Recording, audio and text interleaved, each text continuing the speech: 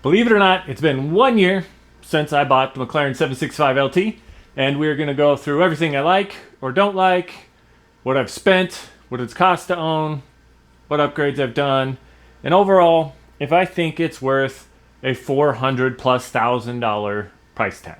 So McLaren 765 LT is a 720S on steroids. It is the final version of the 720S, so it has all the things that people wanted improved on the 720 put into it. They upgrade the aero to active aero. They put a different ground effects kit on it to give it a little bit more aggressive look to it, which is a huge improvement over the 720. That was my biggest problem with the 720, was how little aggression it had to it. The first McLaren I ever bought was a 600 LT. I bought it over a 720 for the same reason. The 600 was far more aggressive than the 720. I did eventually sell that and end up with the 720 and realized the performance upgrade and overall quality of the car was significant. So when I had the opportunity to trade that in along with my Aston Martin to get the 765 LT, I jumped at it because I felt like it was going to be the best of both worlds. Everything I liked about the 600 LT combined with a better platform of the 720, and it absolutely was that. Carbon pack 1 and 2 outside, all the carbon on the inside. It's very few pieces of carbon that it does not have, so I'm not going to do my normal, I wish it had this piece of carbon or not. Has the roof scoop, which is a big add-on for resale later. Right now I owe about $300,000 on it. The market's placing it somewhere in the 470 to 500 depending on, the right place, right time kind of thing. So I'm in it really, really good. I have some equity built up into it. The issue I'm having is there's absolutely nothing else out there that I would rather have. So I'm just going to kind of hang on to that equity, cross my fingers and hope the market stays healthy like it is so far. I think I'm pretty safe in that. You never know with cars, especially McLarens, but I think we're good in it. So I am 6'4", and that is usually a concern for me when I buy these types of cars because I don't fit in everything. And this having the Senna style seats really had me concerned. I actually didn't fit in it the first time I tried, but the dealership was kind enough to take seat out, adjust it down into the brackets as far down and back as it could go. We retried it. I actually fit. I have, less than an inch room above my head. But I think if you got into this as a taller guy and had not the Senna style seats where you just had there's a couple other versions of seats you can get into it. If you got into one of those, you could, adjust losing a little leg room, leaning back a little more, there's a whole game, I call it the seat dance you can do to get into the car better. I'm lucky that I fit, but I don't know if you could be any taller than me and fit in it. You could have longer legs than me, but torso-wise, I don't know if you'd fit any more, so it'd really depend on how you're proportioned out. I could wear a hat in it all the time. It does not touch the top like it did on the Aventador, so I do fit comfortably. The seats kind of hug you, so your shoulders kind of wrap forward. I don't mind it that much, and I say that much. If you go for about 2 hours, it does start to wear on you, the position that you sit. One of the negatives the car has is the gas tank is absolutely tiny, which helps with the seats because by the time you're 2 hours in, most likely you're going to want to stop and get gas anyway. So you could stop, get out, get gas, stretch, move around a little bit, and then get back into it. The problem with the gas tank being small and the way it is, you've got to put the hose in. Most times I have to sit there and hold it and can't use the little stoppy guy to feel it because the way that the gas goes in, the angle or something, makes it click and turn off. So you have to kind of sit there and hold it, and sometimes you even have to turn it at an angle. Plan on doing long road trips, you might want to find one with the other seats. Personally, I love the way they look, so I'm willing to give up a little bit of that comfort and adjustability for the overall aesthetics of the seats. But if that's not something you're willing to do, most definitely find the other seats. I don't think you'll be upset at all. If you do get these seats, though, you just got to be willing to give a little bit as far as comfort. And they're not uncomfortable seats. It's just the lack of movability in them to where you're locked into that position for the entire drive. There's no moving side to side. There's no leaning forward or back or lumbar support or any of that. The actual padding itself is quite comfortable. It's just simply you cannot move. You're just stuck in that position, which for the most part, especially if you get to do a little spirited driving, is totally fine, and I don't think you'll have a problem with. As far as reliability, which McLarens get a bum rap for, I have had zero problems with it. I did the annual service. At the dealer, they want somewhere between $2,500 to $3,500 for that. I did not go to the dealer. I didn't have anything else I needed them to look at that could possibly be a warranty issue or anything like that. So I went to another repair facility that does plenty of work on McLarens. They're very familiar with them. They do a ton of them around the area. They come highly recommended. So if you have one of them in your area, definitely look for a shop like that, because it was $1,000. So right off the bat, it becomes far more affordable if you just use a third-party person. Just make sure you do your homework. Make sure that they're qualified to be touching your car, and don't just let anyone touch it. This place, I 1000% recommend. It's called Excel Racing. I can't say enough good things about them. They are booked though, so be prepared to make an appointment and wait, because it's not like a show up and wait type of situation. They are always busy because they're that good. I've had no issues. So besides that one annual service, it's cost me $0 in maintenance, just gas.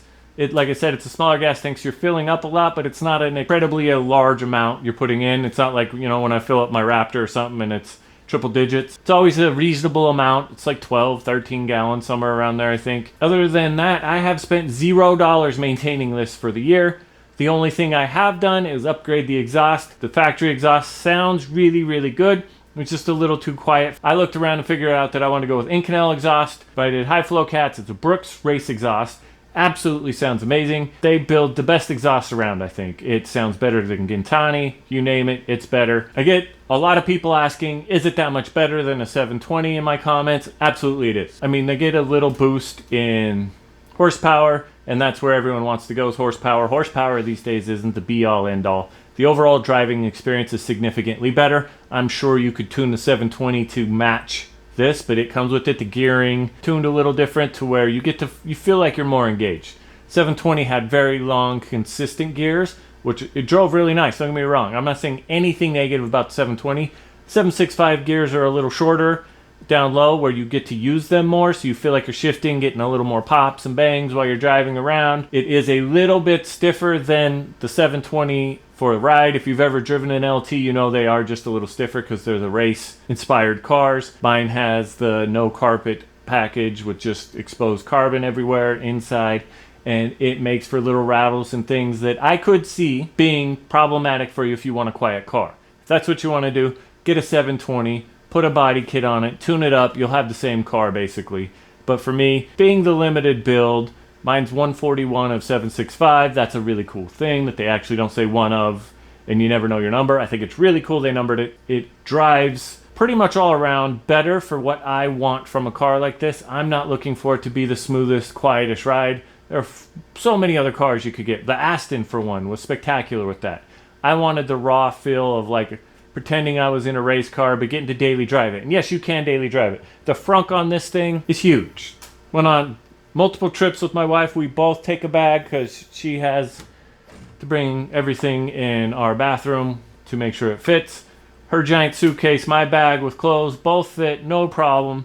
Nothing had to be in the passenger compartment because there's no storage in there. I could take it wherever I want without worry that stuff won't fit. As far as this type of car, it has the biggest frunk, maybe equal to the R8 that I had, and so I have driven it absolutely everywhere. It's got a front end lift so you can get in and out of parking lots. The up is very quick, the down is a little slower, so getting in the parking lots is fine, and then just lowering it back down takes a little bit, but that's not a big problem because that's not gonna cost you a bumper.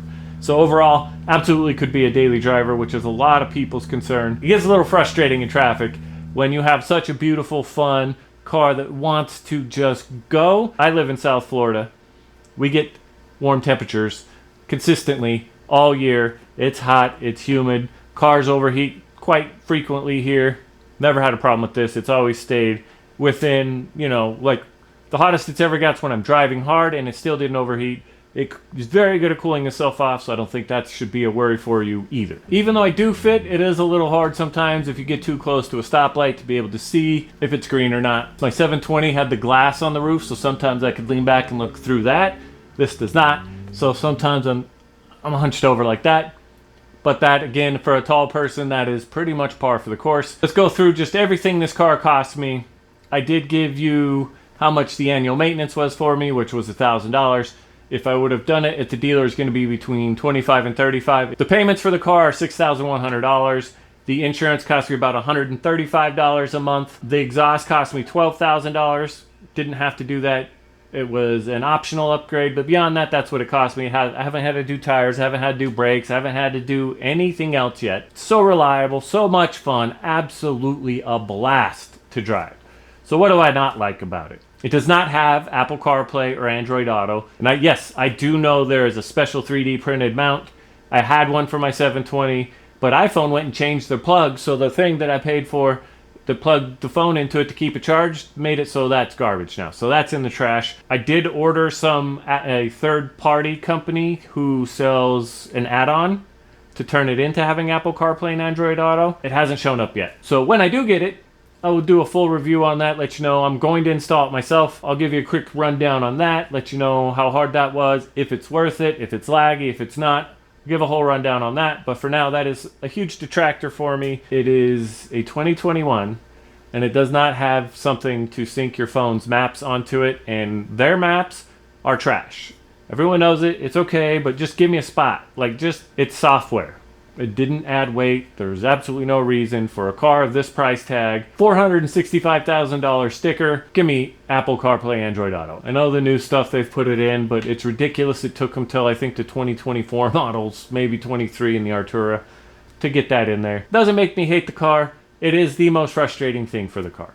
There is no storage inside. I mean, absolutely nothing to put anything anywhere. It's all open, so like if you put your wallet and your key in it, they start rattling together. Little things like that. None of it's a deal breaker. It was a little annoying. Dang near perfect. I don't have my normal, this is annoying, this is annoying, this is annoying. Getting in and out, it's not easy, but it's mostly because of how low it is in the seats. Two things, like you can't change how low it is, but you could change the seats to make it easier to get in and out. Again, the way they look makes me say it's okay, I'll deal with it. And really, it's getting out of the car. There's no cool way to do it. Getting in, you can kind of just real quick close the door and then adjust yourself. Getting out, you're kind of like having to hop out over that hump on the seat. It's not pretty. Overall, though, the best car under $1 million you can buy. I've said it before, I'll say it again. And until something's better, I'm sticking with it. I'm going to enjoy it. I'm not going to be afraid to drive it. It's not going to sit in the garage and not get miles on it. Cherish the fact that I am able to own a Ludus Blue McLaren 765 LT. It's got the carbon fiber roof scoop. It's got the nice sounding exhaust now. It's spectacular. I can just go on and on about how much I like it. But definitely, if you have any questions, let me know in the comments below. I love the car. I love talking about it. I love sharing the ownership experience. And I will let you know anything positive, negative, or I don't know, and I'll find out the answer for you. So just let me know. Almost everybody who views my videos is not subscribed. It's absolutely free. Helps me out a ton. So please hit the subscribe button, and I will keep making these and do my best to entertain you. With that said, let's go for a drive and get to hear and experience it. And after that, I'll see you on the next one.